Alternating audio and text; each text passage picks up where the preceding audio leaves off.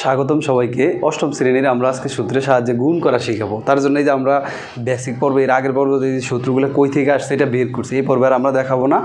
এই পর্বে আমরা এখান থেকে কোন সূত্রটা কাজে লাগে এইটা আমরা দেখাবো।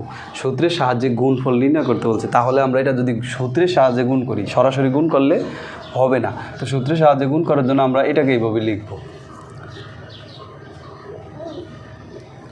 এটাকে কি a প্লাস বি, এটা লিখলাম। এখন এখানে আমরা এই যে এই স্কোয়ারটা টোটালটাকে এই ধরলাম আর বি স্কোয়ারটাকে বি ধরলাম, তাহলে আমাদের দাঁড়াইলো কি a প্লাস ভি, তারপরে এটার উপরে স্কোয়ারের উপরে স্কোয়ার, এটা লেখা যায় minus a square B square লেখা যায় প্লাস বি স্কোয়ারের উপরে স্কোয়ার লেখা যায়। এখন কথা হইলো এটা কেন লিখলাম? যদি আমাদের a স্কোয়ারটা a হয় বি স্কোয়ারটা বি হয়, তাহলে এটা কি দাঁড়ায় এটাকে একটু এখানে দেখাই।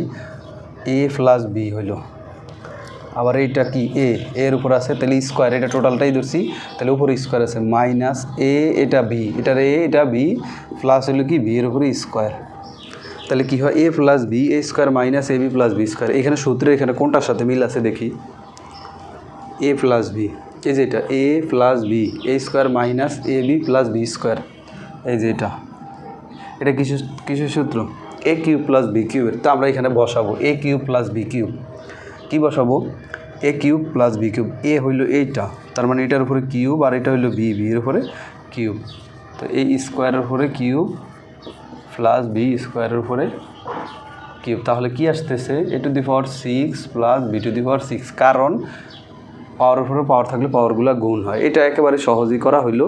তারপরেরটা দেখি কীভাবে করা যায়।